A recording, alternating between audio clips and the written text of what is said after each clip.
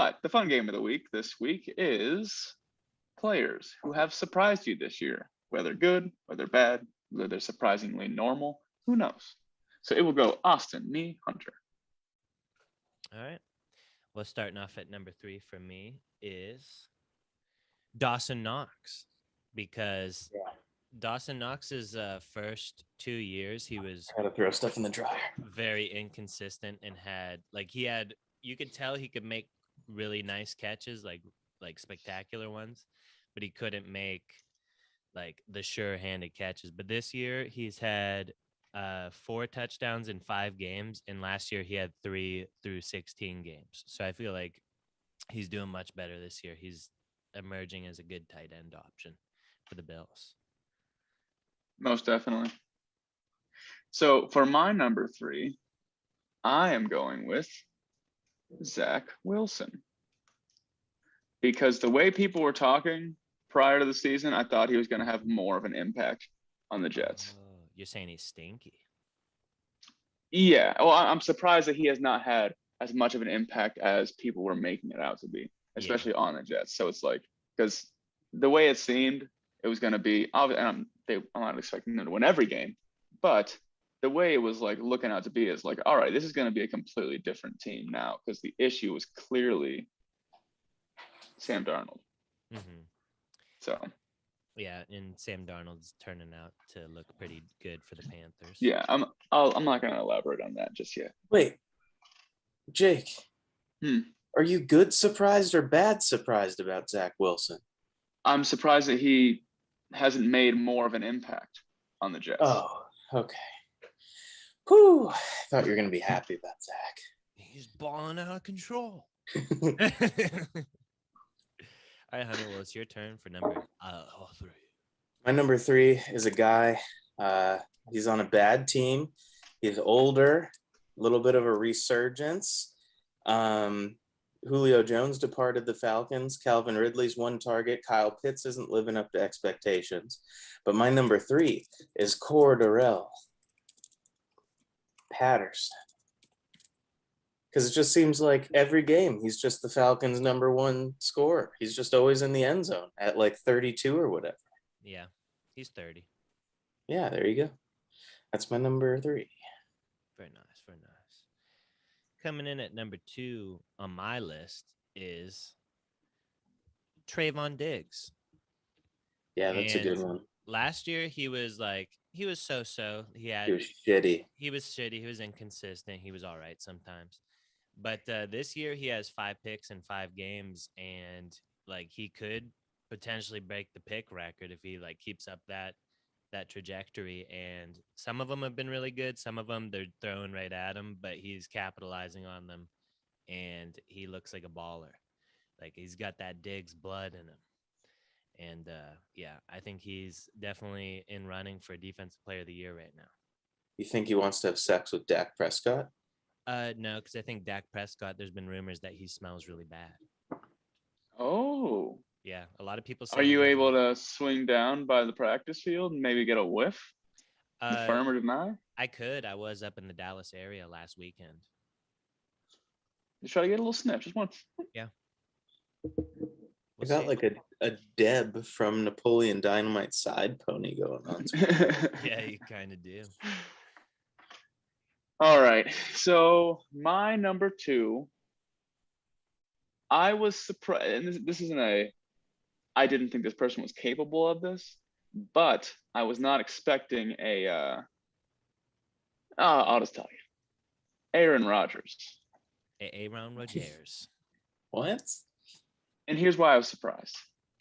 Because I thought with all, just like last year, all this like, essentially, I don't want to play for you guys. And now he's together with this Hollywood superstar. I was like, he's going to be a different person. He's not going to be able to pull it together. And he's pretty much been the only reason that the Packers have been winning. So I thought he was going to have a fall off this year, but surprise, he's still going. The man won the MVP last year, Jay. Yeah. But still, I went in with a bad feeling. All preseason, I was like, it's not going to happen. It's going to be a fall off. Aaron Rodgers has always been the cat's ass. He's never really had a The bad. cat's ass. Yeah. Sounds like something John Gruden would say. Ooh. Um, A my cat's ass was number. the size of a Michelin tire. Oh, Ooh. my number two is a guy who I've talked shit on a lot. Every year I say that they always say that the Lions running backs are going to be like solid sleeper picks. But this year, DeAndre Swift, he's actually looking pretty good. He's putting points up. Yeah, he's been killing it out there. Yeah, Dan Campbell's riding the hot hand between him and Javonte Williams. But yeah, Swift's looking good. So I just wanted to put him in there because he's surprising me. Yeah. I think Dan Campbell probably should have made my coaches I want to play for list. Oh yeah. Yeah. He at least should have been an honorable mention. Yeah, he'd be like a coach bring the pain type coach. Just switch him out with John Gruden so we're not racist. True, yeah, that'll be yep. Voice exactly. dub it, like have it so your lips say John Gruden. Make Dan it, Campbell.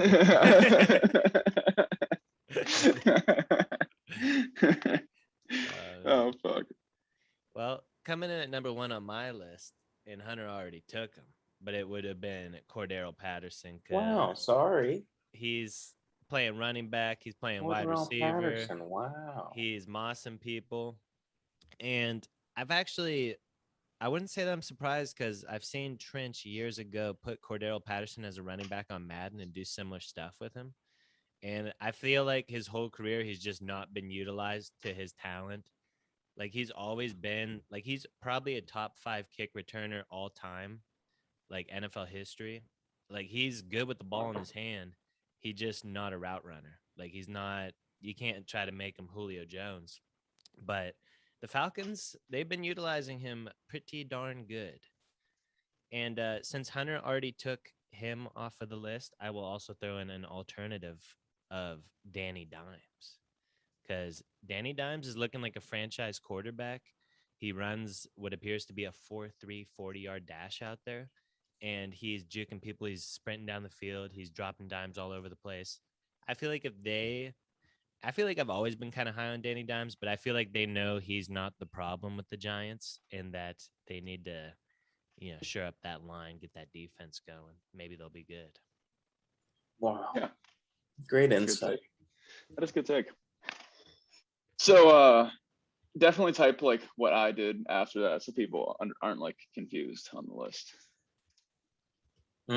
But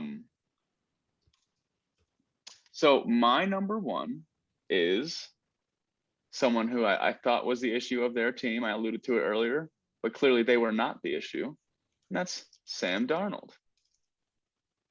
Because he's doing surprisingly well with the Panthers. Like he's looking like a completely different quarterback, honestly. Yeah, even without his making- favorite target, Dan Arnold.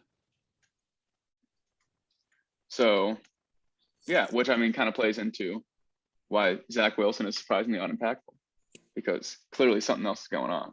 Yeah. Whether it's the coaching or what. But some teams are just bad and they're always going to be bad. Jets, Jaguars, Dolphins, probably. Something about the uniforms. Yeah. Could be the fact that their mascot is not an animal. They don't have that connection, like I can't relate to a jet. I've never even flown a jet before. Yeah. Giants always going to be bad. Or maybe they're living in New York City and they got to drive to New Jersey to play the games. Wow. Or it could just be New Jersey itself. Yeah. Well, don't have to take too much time on it. My number 1 is also Sam Darnold. Oh, nice. Yeah, same reasons. Looked like a real shitter on the Jets, but now he's looking pretty good. I think he was leading the league in rushing touchdowns at one point. That's pretty interesting. I've seen a lot of poorly photoshopped pictures of him as like a white Michael Vick that are very disturbing. But yeah, he's doing very good. Nice. So yeah, fun game. That was it.